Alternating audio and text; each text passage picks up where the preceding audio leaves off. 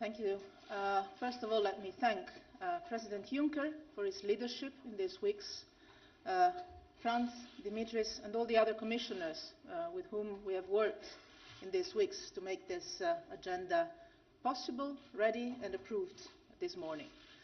I think it was an excellent teamwork, a very good demonstration of the fact that European institutions can work properly and fast if the political will is there.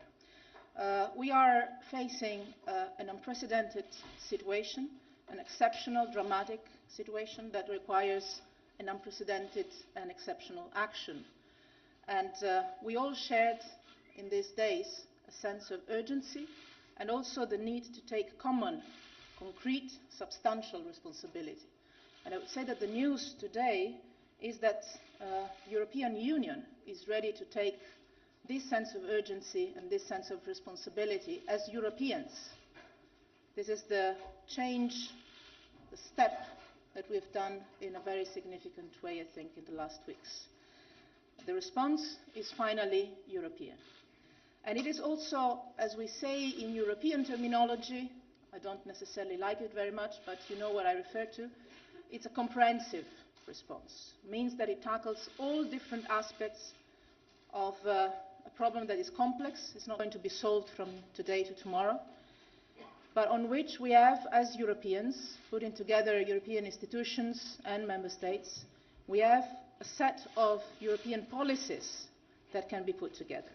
And we're doing that in an integrated, in a coordinated way, all different aspects of our work, from the diplomatic one to the investment in development cooperation, the coherence of our trade policy, our environmental policies, the work on climate change, on humanitarian aid, on regional and international cooperation, and internal policies on migration and asylum.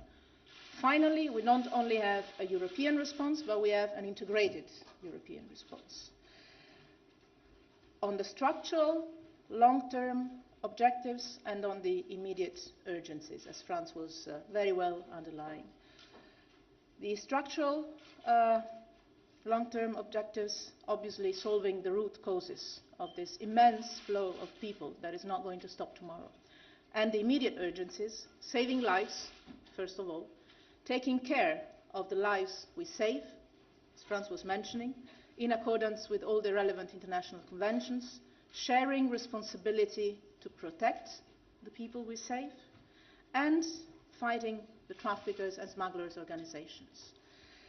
Now, I believe that sharing responsibilities at home, sharing responsibilities in the European Union, in particular through sharing responsibility on resettlement and relocation, on which Dimitris will go more in detail, is also part of our credibility when we look for cooperation and solidarity at an international level. Sharing responsibilities in the European Union is also the basis for our credibility in our relationship with the partners and the international system, starting from the relation we have with the UN system and with the UNHCR. The schemes that are contained in the agenda respond to the need of filling the target proposed by the UNHCR to the European Union, and we all know that the cooperation with the UNHCR is essential if we want to have a sustainable response to this phenomenon. And I expect coherence and consistency from all member states, as this is natural follow-up of the call that the European Council on the 23rd of April raised after the tragedies we faced in the Mediterranean Sea. Shared responsibility among Europeans also means that we have a good basis to share responsibility with our partners in the region, in the world, and with the international community. Let me come to the external elements of the agenda that are very strictly integrated with the internal aspects of it. First, our work on the root causes. This means increasing our engagement on conflict prevention, crisis management, starting from the areas of conflict from where the majority of people are fleeing in these times: Middle East, Syria, and Libya. Increasing our work with the African Union, with African and Arab countries in particular, countries of origin, On poverty eradication, we have a UN agenda on this, especially looking at September, the post-2015 agenda, and our work with our partners in the world on economic and social development is fundamental if we want to look at what will happen not only tomorrow, but also 5, 10, 20 years from now. Third element, our work on climate change seems not related to this, but the work we do with our partners in the world and in the region on natural disasters management and on climate change also will have an effect on the movement of people in the decades that will come. Second element, the cooperation in the immediate term with countries of origin and transit on different elements: border management, humanitarian protection, and fight to traffickers and smugglers. I can give you the news that just this morning we decided to reinforce the European Union civilian mission EUCAP Sahel, Niger. We will have an increase of presence of European presence, including in Agadez, a major trafficking hub on the road to Libya, to assist in the best possible way the Nigerian authorities to tackle an issue that is getting dramatic once the people move from Niger to Libya. Working before people are brought to Libya is a way of tackling the issue in a smart way. And we know that 90% of the flow of people from Western Africa travel through Niger. So this is going to be key in cooperation with the Nigerian authorities, in cooperation with the UNHCR and the IOM. And obviously, I mentioned Libya.